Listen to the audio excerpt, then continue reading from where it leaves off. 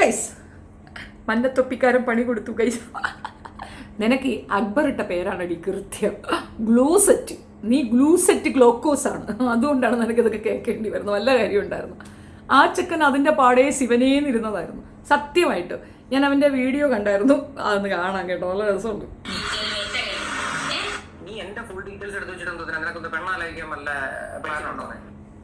വല്ല കാര്യമുണ്ട് എൻ്റെ ബിബി, നീ ഇങ്ങനെയൊന്നും പറയരുത്. പെണ്ണാലോചിക്കണം എന്നൊക്കെ പറഞ്ഞ് അങ്ങോട്ടൊന്ന് കയറി കൊടുക്കും. അത് ഏത് കൊമ്പിൽ കയറട്ടെന്ന് ആലോചിച്ചോണ്ട് നിൽക്കുകയും അപ്പോഴാണ് ഇവൻ്റെ ഓരോ കമൻറ്റുകൾ. നീ യൂണിവേഴ്സൽ എന്റർടൈൻമെന്റ് എന്ന് പറയുന്ന ഒരു ചാനലിന്റെ കൂടെ കൂടിയിട്ട് എനിക്ക് 6 സ്ട്രൈക്കാണ് ഞാൻ 6 അല്ല 600 എണ്ണം നീ എനിക്ക് അഗൈൻസ്റ്റ് അടിച്ചു കഴിഞ്ഞാൽ എന്റെ രോമത്തിൽ പോലും വെക്കത്തില്ല.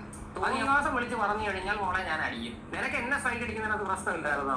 6 സ്ട്രൈക്ക് കൊണ്ടുവന്ന് അടിച്ചിരിക്കുന്നത്. വേറെ ഈ സംസാരമൊക്കെ ഉണ്ടല്ലോ മോളെ, അത് നിന്റെ കൈ വെച്ചിരുന്നാൽ മതി. ഇത് തിരിച്ച് വിളിക്കാൻ അറിയാഞ്ഞിട്ടൊന്നും അല്ല രേണു.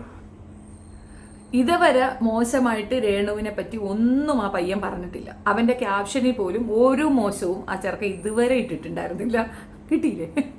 അതാണ് നീ എരന്ന് വാങ്ങിക്കുന്ന ആളാണെന്നുള്ളതിൻ്റെ തെളിവാണ്. ബിബി എനിക്ക് മനസ്സിലായിടത്തോളം ബിബി ഞങ്ങളുടെ അടുത്തൊക്കെ റിക്വസ്റ്റ് ചെയ്ത ഒരാളാണ്. കാരണം അവൾക്ക് ഇങ്ങനെ ഒരു അസുഖം വന്നപ്പം ഇതിനെപ്പറ്റി ഞാൻ വീഡിയോ ചെയ്തപ്പോൾ എന്നോട് വന്ന് റിക്വസ്റ്റ് ചെയ്ത വ്യക്തിയാണ്. താത്ത ഇനി ഇത് തുടരണ്ട, കാരണം അവർക്ക് 4th സ്റ്റേജ് ആണെന്ന്. ഞാൻ അന്വേഷിക്കുമ്പോൾ അറിയുന്നത് 4th ഒന്നുമല്ല. 4th ഉള്ളവരൊന്നും ഇങ്ങനെയല്ല ബിഹേവ് ചെയ്യുക. അപ്പോഴും അവൻ പറഞ്ഞു 4th ഓ 1st ഓ എന്തോ ആ ഒരു അസുഖം മാരകമാണ്, നമ്മൾ അതിനെതിരെ ഒന്നും പറയണ്ട, നമ്മൾ മിണ്ടാതിരിക്കാം. അറിയുന്ന നമ്മുടെ കയ്യിൽ പ്രൂഫുണ്ട്. ഇന്നലെയൊക്കെ ഞാൻ ഇട്ട വീഡിയോയുടെ താഴെ കുറേ പേര് ഒന്ന് കമൻറ്റ് ഇട്ടിട്ടുണ്ടായിരുന്നു, തെളിവുണ്ടെന്ന് പറയുന്നത്. തെളിവ് അങ്ങോട്ട് കാണും. തെളിവല്ലേ വെച്ചത്? അവൾ കള്ളു കുടിച്ച് എന്നെ വിളിച്ച് ഞാൻ കള്ളു കുടിച്ച് ആരാണെന്ന് കൊണ്ടുവന്ന് കാണിച്ചതെന്ന്.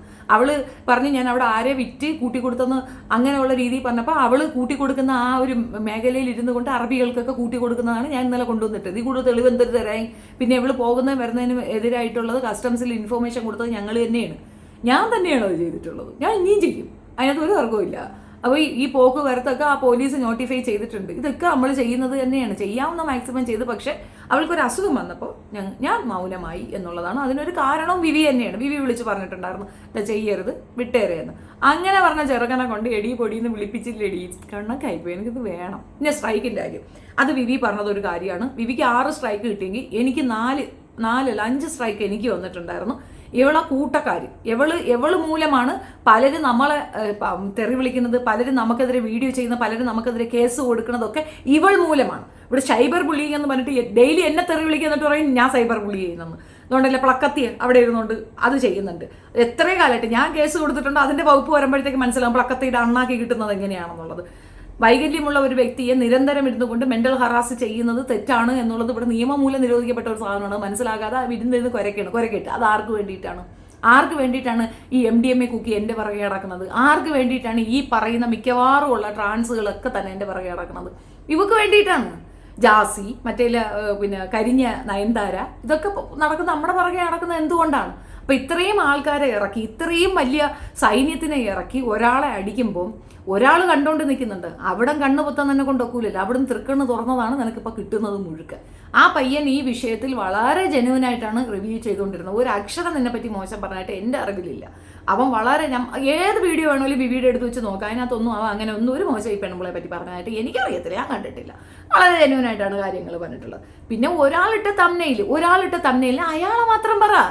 അത് മാത്രമല്ല ഇവർ തമ്മിൽ കേസൊക്കെ ഉള്ളതാണ്. തമ്മിൽ എന്തൊക്കെ കേസൊക്കെ ഉള്ളതാണ്. അതുപരമായിട്ട് നീങ്ങണം. അതിന് ബാക്കിയുള്ളവരെല്ലാവരും കൂടെ കൂട്ടിപ്പിടിച്ച് വർത്താനം പറയേണ്ട കാര്യം എന്തുവാണ്? ഞാൻ അങ്ങനെ ഒരു തമ്മനയിൽ ഇതുവരെ ഇട്ടിട്ടില്ല, താല്പര്യവുമില്ല.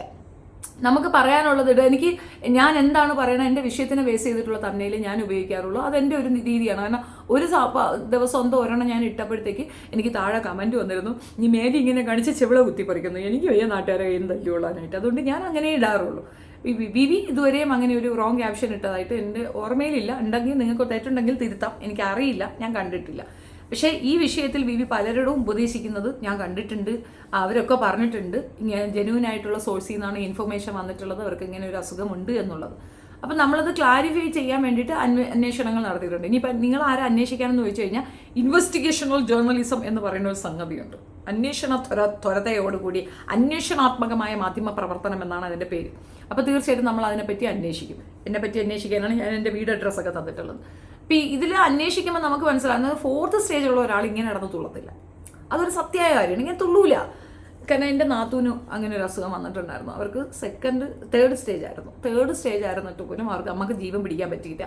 ഒത്തിരി പൈസ ഇറക്കി അമൃതയിലൊക്കെ കൊണ്ടുപോയി ഒരുപാട് കഷ്ടപ്പെട്ടിട്ടും അവസാനം നമുക്ക് അവരെ നഷ്ടപ്പെട്ടു പോയി. അയ്യോ, എന്തൊരു വണ്ണമായിരുന്നെന്നറിയാമോ. പിന്നീട് അങ്ങ് മേലിഞ്ഞ് ആളെ കണ്ടാൽ പോലും അറിയാൻ പറ്റാത്ത കണക്ക് അത്രയ്ക്ക് മാറ്റമാണ് അവരിലുണ്ടായത്. അമ്മാതിരി. പിന്നെ മാനസികമായിട്ട് തകരുക എന്ന് പറഞ്ഞാൽ ഇതിനകത്ത് ഏറ്റവും വിഷമം എന്ന് പറഞ്ഞു കഴിഞ്ഞാൽ അവരുടെ ഹസ്ബൻഡ് അവർ മരണപ്പെട്ട് 3-ാം മാസം മരിച്ചു. അത്ര അന്യോന്യമായിട്ടിരുന്നവരായിരുന്നു അവർ.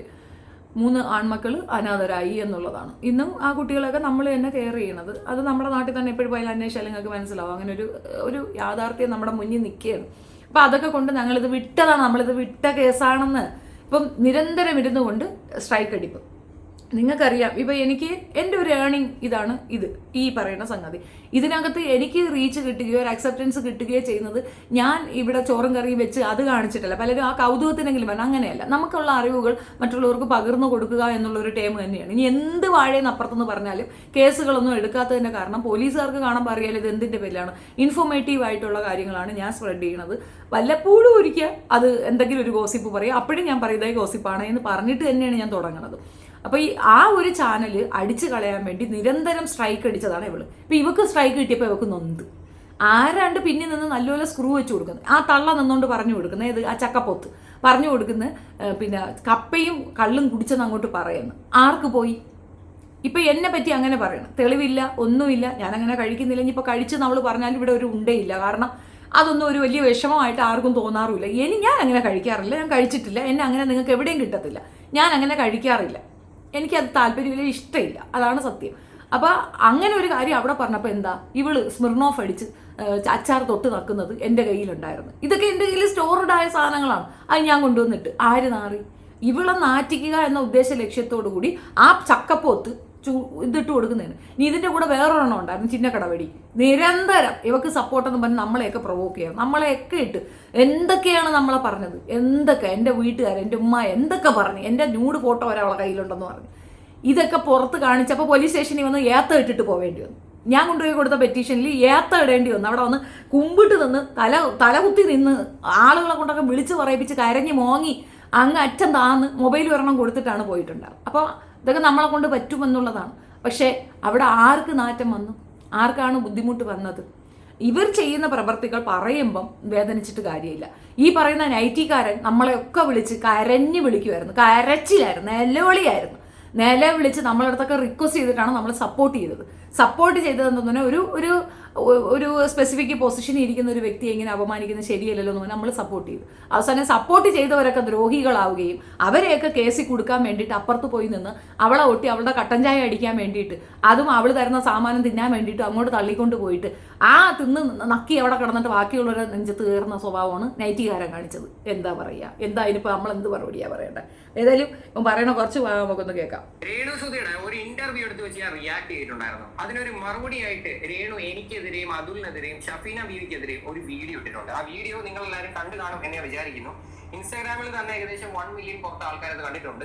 ഫേസ്ബുക്കിൽ 7 ലക്ഷം പുറത്ത് ആൾക്കാർ അത് കണ്ടിട്ടുണ്ട്. യൂട്യൂബിൽ ആകെ 25,000 പേര് കണ്ടിട്ടുള്ളായിരുന്നു. അതിന് മുന്നേ ഞാൻ അത് അടിച്ചു കളയാനുള്ള റീസൺ ഞാൻ നിങ്ങൾക്ക് അത് പറഞ്ഞുതരാം. ആദ്യം ഇവൾ എന്താണ് എന്നെ പറ്റി പറയാൻ നമുക്കൊന്ന് കേൾക്കാം. നിങ്ങൾക്ക് ഇത് എങ്ങനെ കേട്ടോണ്ട് നിൽക്കാൻ സാധിക്കുന്നത്? വേറെ വല്ലതും ചെവുകുത്തി അടിച്ച് പൊട്ടിച്ച നമ്മളെ കാര്യം പറയാമല്ലോ. അവൻ എന്നെ ആയിരം അടിച്ചു പൊട്ടിക്കാൻ വരുന്നല്ലേ?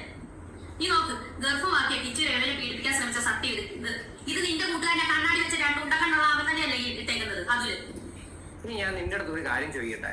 നിന്റെ ചെവുകുറ്റി അടിച്ച് പൊട്ടിക്കാൻ ഞാൻ ആ വീഡിയോയിൽ എവിടെയും പറഞ്ഞിട്ടില്ല. ആങ്കർ, അതായത് ആ ചോദ്യം ചോദിച്ച വ്യക്തി, അതായത് വേറെ വല്ലവരും ആയിരുന്നെങ്കിൽ ആ ചോദ്യം ചോദിച്ച വ്യക്തിയുടെ ചെവുകുറ്റി അടിച്ച് പൊട്ടിച്ചേനെ. അങ്ങനെയാണ് ഞാൻ പറഞ്ഞത്. അത് കറക്റ്റാണ്, അതൊരു പോയിന്റാണ്. ആരോ എന്തോ എഴുതി വെക്കട്ടെ. അത് മാത്രമല്ല, ഈ പറഞ്ഞ പ്രസ്തുത യൂട്യൂബറുമായിട്ട് അവന്റെ അധികാരത്തിൽ ഇവൻ എന്ത് കാര്യം? ഇപ്പൊ ബിവി പറഞ്ഞാൽ ഉടനെ അയാൾ കേൾക്കൂ?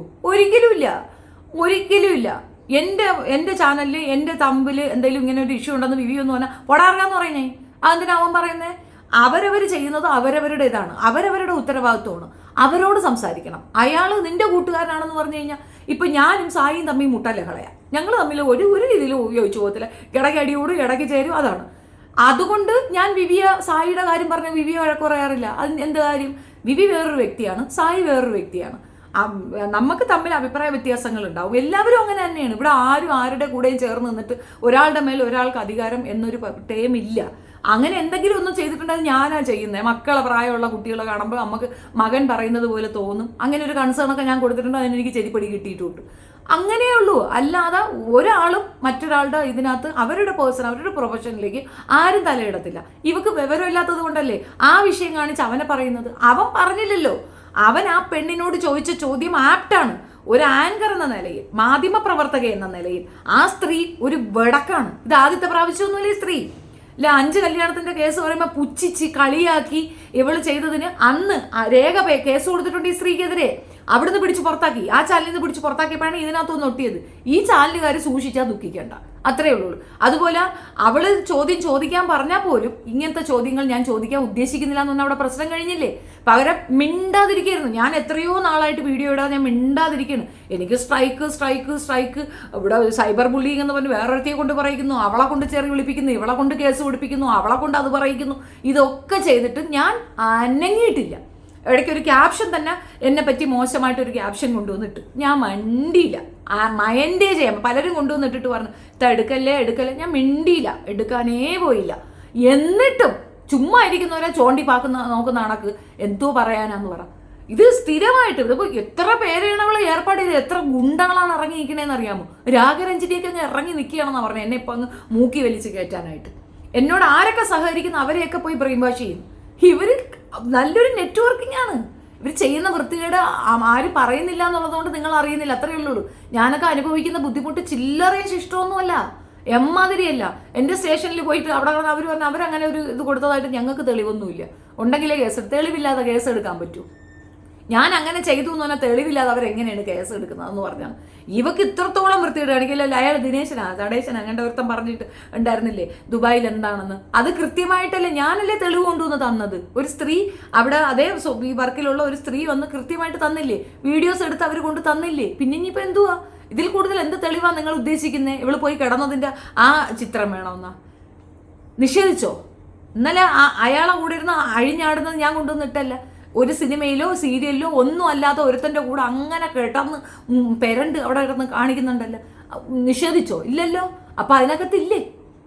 എൻ്റെ വീട്ടിൽ എൻ്റെ അനിയത്തി കുട്ടിയാണ് ഇതുപോലെ ഒരു കാര്യം ചെയ്യുന്നതെങ്കിൽ ഞാൻ വിലക്കും, ഞാൻ ചേർത്ത് പിടിക്കും. അല്ലാതെ ഞാൻ അനിയത്തി കുട്ടിക്ക് ബൂസ്റ്റ് ചെയ്ത് കൊടുക്കൂല. എൻ്റെ മാപ്പിള വീട്ടിൽ ഇരിക്കട്ടെ, അവന് ആവശ്യം പോലെ ഞാൻ കുത്തിക്കയറ്റി കൊടുക്കാം, എൻ്റെ അനിയത്തി കൊണ്ടുപോയി പിഴച്ചു കൊണ്ട് വരട്ടെ എന്ന് ഞാൻ ഇതുവരെ അങ്ങനെ ചിന്തിച്ചിട്ടില്ല. എൻ്റെ ചേട്ടത്തിയുടെ ഭർത്താവുമായിട്ട് എനിക്ക് ബന്ധമുണ്ടെന്ന് വായുതോരാതെ പറഞ്ഞു. അദ്ദേഹത്തിന് ഞാൻ കണ്ട് തന്നെ എത്രയോ കാലങ്ങളാവുന്നു. ആ മനുഷ്യനെ എന്നെയും ചേർത്ത് അവദൂരം പറഞ്ഞു.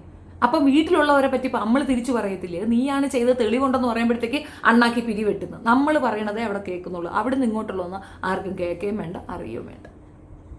നാമമാനം എന്ന് പറയുന്ന ഒരു സാധനമുണ്ടോ? അതായത് സ്വന്തം മകൻ എന്നും പറഞ്ഞുകൊണ്ടല്ലേ നടക്കുന്നത്. സ്വന്തം മകനിൽ നിന്ന് അമ്മ ഗർഭം ധരിച്ചോ എന്നൊരു ചോദ്യം ചോദിച്ചാൽ ഏതൊരു അമ്മ കേട്ടുകൊണ്ടിരിക്കും ആ ഒരു ചോദ്യം? ഞാൻ ചോദിച്ചതിൽ എന്തെങ്കിലും തെറ്റുണ്ടെങ്കിൽ എന്റെ സബ്സ്ക്രൈബേഴ്സിന്, ഈ വീഡിയോ കാണുന്ന ആൾക്കാർക്ക് എന്നെ തിരുത്താം. ഞാൻ അതിന് വേണമെങ്കിൽ മാപ്പ് പറയാൻ റെഡിയാ. ഞാൻ ചോദിച്ച ചോദ്യത്തിന് ഒരു തെറ്റുമില്ലെന്ന് എനിക്കറിയാം. ഏതെങ്കിലും ഒരു അമ്മയുടെ മുഖത്ത് നോക്കിയിട്ട് ഏതെങ്കിലും ഒരു വ്യക്തി സ്വന്തം മകനിൽ നിന്നാണോ, ഇനിയിപ്പോ വളർത്തു മകനായിക്കോട്ടെ, സ്വന്തം മകനിൽ നിന്നാണോ ഗർഭം ധരിച്ചതെന്ന് ചോദിച്ചാൽ അത് ഏത് തരം ചോദ്യമാണത്? നിനക്കത് മനസ്സിലാക്കാനുള്ള ഒരു ബോധമില്ല. നീ അത് ചിരിച്ച് ഉല്ലസിച്ച് ആസ്വദിക്കുവായിരുന്നല്ലേ? അതാണ് പോയിന്റ്. ചിരിച്ചൊക്കെ കുഴഞ്ഞഴിഞ്ഞാടുന്നുണ്ട്. എന്തോ അത് ചോദിച്ചെന്തോ? ആ കുട്ടി എന്താ ചോദിച്ചേ? ആ പെണ്ണ് ചോദിച്ച ചോദ്യം എന്താ? അതിന്റെ ഡെപ്ത് എന്തുവാ? മകനാണെന്ന് പറഞ്ഞ് കെട്ടിപ്പിടിച്ചുകൊണ്ട് നടന്നില്ലേ? അത് ആ പറയുമ്പോൾ ഉണ്ടാകുന്ന അത് അറിയത്തില്ല. അത് മറ്റേ കുട്ടീനെ വെച്ച് പറയുമ്പോഴേ യഥാർത്ഥത്തിലുള്ള ഫീലിംഗ് മനസ്സിലാവുള്ളൂ. ഇതിനെ മകനായിട്ട് അവൾ കൺസിഡർ ചെയ്തിട്ടില്ല. അത്യാവശ്യം ബാങ്ക് ATM ആണ് അവൾക്ക്. ഇവനെ കാണിക്കുക, പൈസ ഉണ്ടാക്കുക. ആ കുട്ടി ഒരു തൊഴിലെടുത്ത് അവൻ തനിച്ച് ജീവിക്കാൻ തീരുമാനിച്ചു. ഭിക്ഷ എടുക്കുന്നില്ല. അച്ഛൻ്റെ പേര് പറഞ്ഞ് ഒരു സിനിമാ മേഖലയിൽ പോകാൻ ആഗ്രഹിക്കുന്നില്ല. അച്ഛൻ്റെ പേര് പറഞ്ഞ് ആളുകളെടുത്ത് ഭിക്ഷ എടുക്കാനോ അതിലൊരു വീടുണ്ടാക്കാനോ ആഗ്രഹിക്കുക. സ്വന്തം അധ്വാനത്തിൽ വീട് വയ്ക്കുന്നു അവൻ പറയുന്നു. അത്രയും വ്യക്തിത്വ ബോധമുള്ള, അഭിമാന ബോധമുള്ള ഒരു കുട്ടി മുന്നോട്ട് വരുമ്പോൾ നമ്മളെ കൊണ്ട് എന്തെങ്കിലും ചെയ്യാൻ പറ്റുമെങ്കിൽ ചെയ്തു കൊടുക്കുക, അല്ലെങ്കിൽ മിണ്ടാണ്ടിരിക്കുക.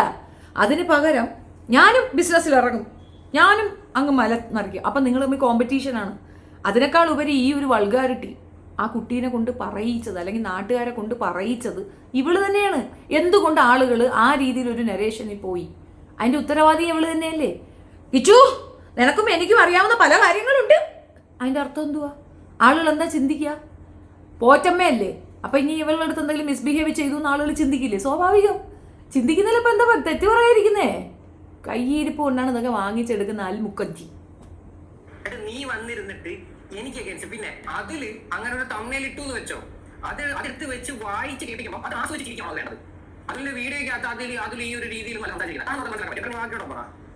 അപ്പൊ ഇത് ഉണ്ടാക്കിയവരെ നിനക്ക് അടിക്കണ്ട, എന്നെയും കേട്ടോണ്ടിരുന്ന എന്നെയും ആങ്കറിനെ മാത്രം നിനക്ക് തല്ലിയാൽ മതി. അതാണ് ഇല്ലാത്തവൻ. നീ ആണാണെങ്കിൽ അവന്റെ ചെവിക്കൽ കുറച്ച് അടിക്കേണ്ടത്. ഇത് ഉണ്ടാക്കിയവൻ ഇവനാണ്, ഞങ്ങളാരുമല്ല. അവന്റെ കൈ മാങ്ങ പറിക്കാൻ പോവും. ഇപ്പം അങ്ങോട്ട് അടിക്കാൻ ചെല്ലാൻ അവന്റെ കൈ മാങ്ങ പറിക്കാൻ പോവും. നിനക്കൊണ്ട് പറ്റൂലേ? നിനക്കെതിരെയല്ലേ പോസ്റ്റ് ഇട്ടത്? നീ പോ, നടിച്ചിട്ട് വാ. എന്നോട് ചോദിച്ചതാണ്, എനിക്ക് ഇത് എന്നെ പറ്റിയാണ് പറയുന്നത്. നീ വളർത്തുമാന്റെ കാര്യം പറഞ്ഞു, ആണാ എന്നെ പറ്റിയാണ് പറയുന്നത്. അപ്പൊ എനിക്ക് ഇതിനകത്ത് പ്രതികരിക്കണ്ടേ? നിനക്ക് സത്യം പറഞ്ഞുണ്ടല്ലോ, ഈ എന്ത് പറയണ്ട, ഒരു വാല് കളിച്ചാൽ അത് ഒരു തണലാണെന്ന് പറഞ്ഞു നടക്കുന്ന കുറച്ച് ആൾക്കാരുണ്ടല്ലോ, അതാണ് നീ. കാര്യം നിനക്ക് അമ്മയും മകനും തമ്മിലുള്ള ബന്ധം എന്താണെന്ന് പോലും അറിയാത്തതിന്റെ കുഴപ്പമാണ്. അല്ലെങ്കിൽ ഈ രീതിയിലൊന്നും അല്ല മോളെ നീ പ്രതികരിക്കേണ്ടത്. നീ കിടന്ന് പിന്നെ മെഴുകാൻ നിൽക്കരുത്.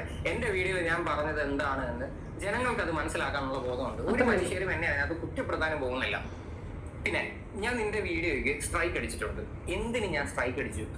നീ അതിനകത്ത് വന്ന് ഈ വീഡിയോയില് എന്നെ പറ്റി വേണ്ടിയില്ലാത്ത രീതിയിൽ നീ എന്തൊക്കെയോ പറയുന്നുണ്ട്. ഞാൻ ലാപ്ടോപ്പ് കുത്തി തുറന്നു വന്ന് നീ വന്നിരുന്ന് കണ്ട കണക്കാണ് പറയുന്നത്. അതായത് സീസൺ 6 സമയത്ത് ഞാനും ഒരു കണ്ടസ്റ്റന്റും തമ്മിൽ അത്യാവശ്യം കുറച്ച് ഇഷ്യൂസ് ഉണ്ടായിരുന്നു. അവിടെ ഒരു ഫാമിലി ഇന്റർവ്യൂ എടുക്കാൻ പോയ സമയത്ത് ആ വ്യക്തിയുടെ, ആ കണ്ടസ്റ്റന്റിന്റെ ബോയ് ഫ്രണ്ടും ഉണ്ടായിരുന്നു കൂടെ. അപ്പൊ ആ ഇന്റർവ്യൂ എടുത്ത് ക്യാമറയ്ക്കകത്ത അത് ലാപ്ടോപ്പിനകത്തോട്ട് നമുക്ക് ആഡ് ചെയ്തിട്ട് ഫോണിനകത്തോട്ട് സെൻഡ് ചെയ്യാൻ പറ്റത്തുള്ളൂ. അപ്പൊ ആ ലാപ്ടോപ്പ് തുറന്ന് അതിനകത്തോട്ട് ആ ഒരു ഫയല് അയക്കുന്ന സമയത്ത് അത് പാസ്വേഡ് പ്രൊട്ടക്റ്റഡ് ആയിരുന്നു. അങ്ങനെ ആ ഒരു സാധനം മടക്കി വെച്ചിട്ട് പോവുകയും ചെയ്ത് അതിന് ലാപ്ടോപ്പ് കുത്തി തുറന്നു എന്നുള്ള രീതിയിൽ വരുത്തി തീർത്ത് അവരുമായിട്ട് ഉടക്കായ സമയത്ത് ഞാൻ അതിനെപ്പറ്റി ഡീറ്റെയിൽ ആയിട്ട് അന്നേ എന്റെ ചാനലിൽ ഈ ഒരു വിഷയത്തിൽ ഞാൻ ഈ ചെക്കൻ്റെ കൂടെയാണ്. കാരണം ഇവള് ടാങ്കോയിലുണ്ട് എന്ന് ഞാൻ പറഞ്ഞതിനാണ് എൻ്റെ ചാനൽ അടിച്ചു കളഞ്ഞത്. എൻ്റെ നേരെ ഭയങ്കര സൈബർ ബുള്ളിങ് ആയിരുന്നു. ഇവൾ ആളുകളങ്ങ് ഇളക്കി വിട്ട്. എൻ്റെ മോനെ കരിഞ്ഞ ഷാരൂഖ് ഖാൻ എന്നൊക്കെയാണ് അന്ന് പറഞ്ഞിട്ടുണ്ടായിരുന്നത്. അന്ന് ഇവള് ഇവിടെ ഒരുത്തനെ വെച്ചിട്ടാണ് അതിനകത്ത് പോയി വേറൊരുത്തനായിട്ട് സെറ്റ് ആക്കുന്നതെന്നുള്ള കാര്യം പബ്ലിക്കിലേക്ക് വരാനുള്ള ഒരു കാരണം ഈ ഒരു പയ്യനിലൂടെയാണ് കാര്യങ്ങൾ പുറത്തേക്ക് വന്നത്. അതിന് ഞാൻ താങ്ക്സ് പറയുന്നു സത്യമായിട്ട്. അതാണ് നന്നായെന്നേ ഉള്ളൂ. അന്ന് ബിഗ് ബോസിൽ പോയപ്പോഴത്തേക്ക് പുറത്തൊരുത്തനെ നിർത്തിയിട്ടാണ് പോയത്. വൈഫി എന്ന് പറഞ്ഞാണ് അവൻ കൊണ്ടുവന്ന് വിട്ടത്. അതൊന്നും ഒരു കുറ്റമല്ല. ഇപ്പം അവരൊക്കെ വലിയ മറ്റവര്, ഇവിടെ ഉള്ളവരൊക്കെ കുഴപ്പക്കാര്. എന്തൊക്കെയാണ്.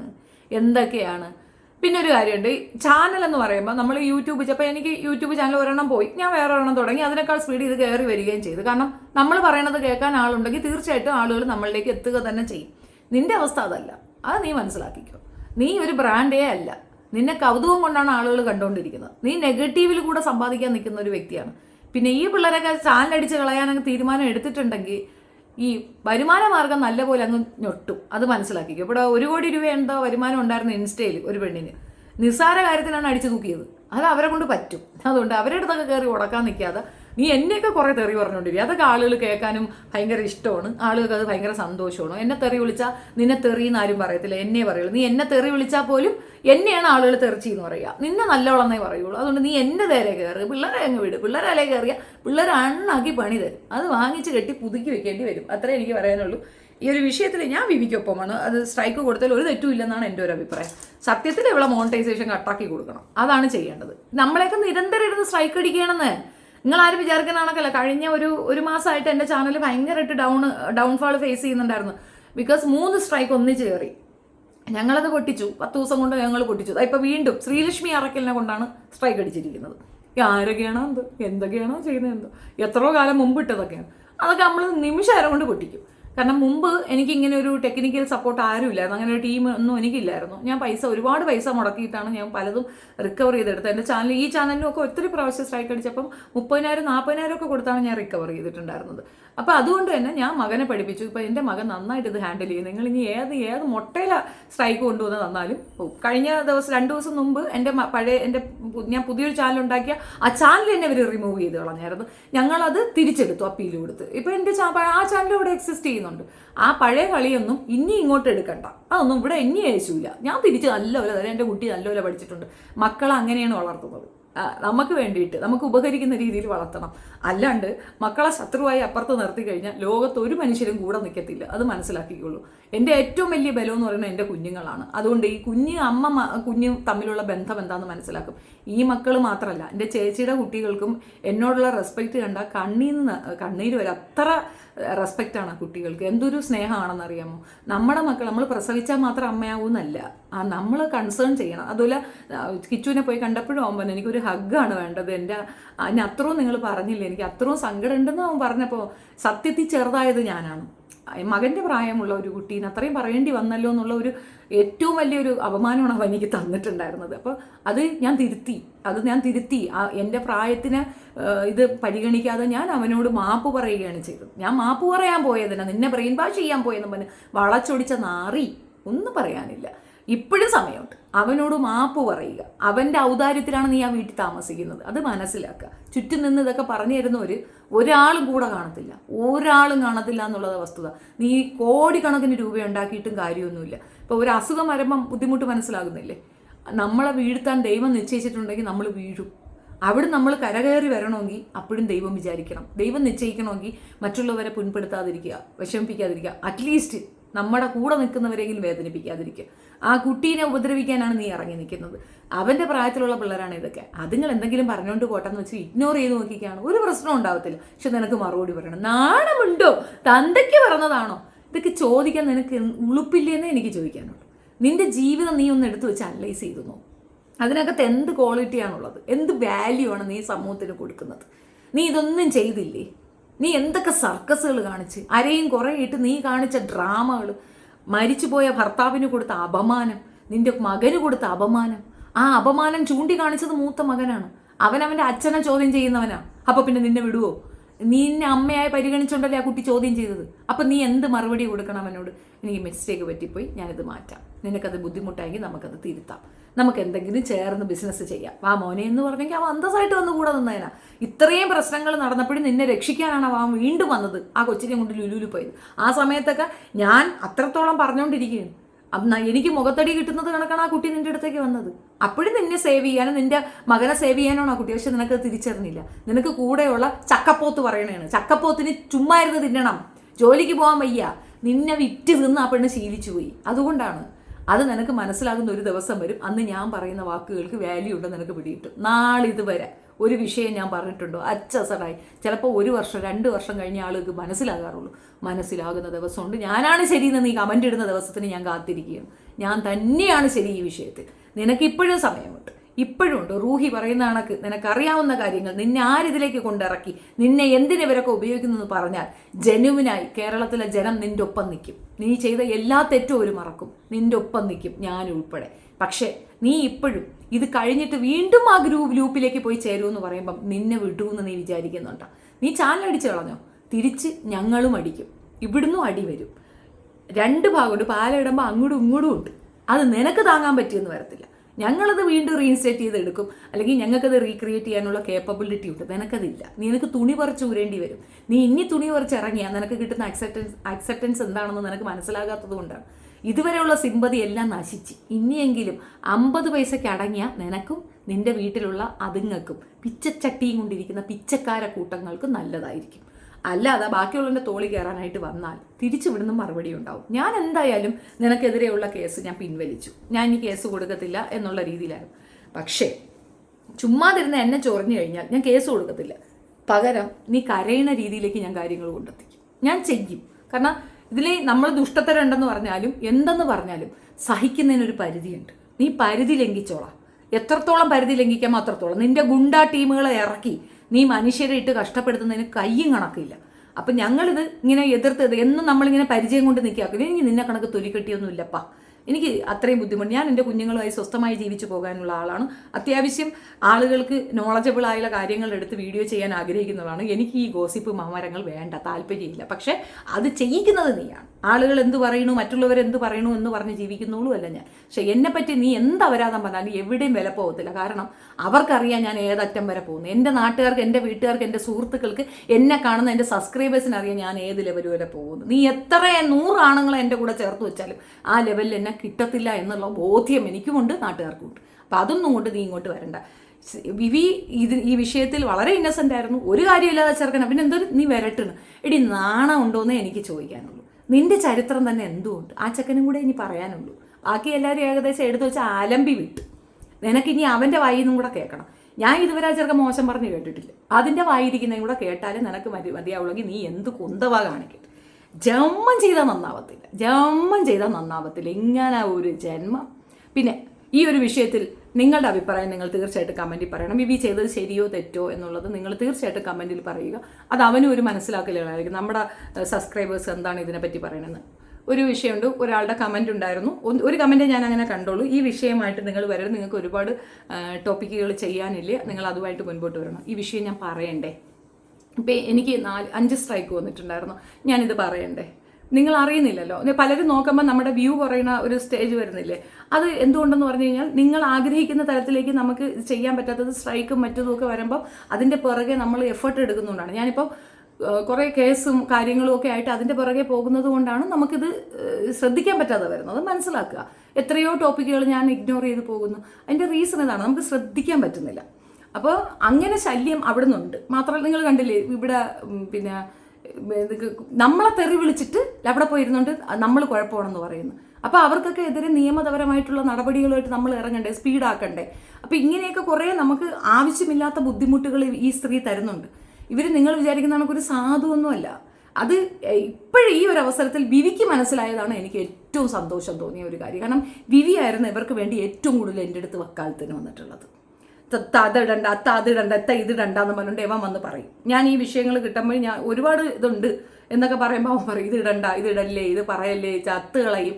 ഇങ്ങനെ പറഞ്ഞിരുന്ന പയ്യനെ നീ എടുത്തു വെച്ച് ഉരുട്ടിയിട്ടുണ്ടെങ്കിൽ വിനാശകാല വിപരീത ബുദ്ധി എന്നല്ല ഒന്നും പറയല്ല. അപ്പോൾ ആ കമൻ്റ് ഇട്ട ആളിൻ്റെ അടുത്ത് ഇതും പറയണം, ഇതും കേൾക്കണം. ഇത് നിങ്ങൾക്ക് ക്യാപ്ഷൻ കാണുമ്പോൾ നിങ്ങൾക്ക് അറിയാൻ പറ്റും ഇത് ഈ വിഷയമാണ്. നിങ്ങൾ കാണാതിരിക്കും. അടുത്ത വിഷയം നിങ്ങൾക്ക് ഫേവർ ആയിട്ടുള്ള വിഷയങ്ങൾ വരും, അത് കാണും. ഞാൻ എല്ലാം എൻ്റെ ക്യാപ്ഷൻ എന്താണോ അത് തന്നെയാണ് ഉള്ളിൽ പറയുക. അതിനകത്തൊന്ന് അകത്തൊന്നെന്ന് ഞാൻ പറയാറില്ല. അപ്പം നിങ്ങൾക്കത് കാണാൻ പറ്റും.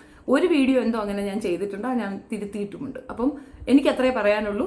നിങ്ങളുടെ അഭിപ്രായം തീർച്ചയായിട്ടും കമൻറ്റിൽ പറയുക ആൻഡ് സപ്പോർട്ട് മീ. എൻ്റെ അതർ ചാനലിൻ്റെ ലിങ്ക് ഞാൻ ഫസ്റ്റ് കമൻറ്റ് പിൻ ചെയ്ത് വെച്ചേക്കാം. കഴിഞ്ഞവണ എനിക്ക് പിൻ ചെയ്യാൻ പറ്റാത്തത് ചാനൽ റിമൂവ് ചെയ്തിട്ടുണ്ടായിരുന്നു. ഇപ്പം ഞാനത് തിരിച്ച് കൊണ്ടുവന്നിട്ടുണ്ട്. അപ്പം ഞാനത് ചെയ്തേക്കാം. പറ്റുന്നവർ സബ്സ്ക്രൈബ് ചെയ്ത് വെച്ചേക്കാം. നന്ദി.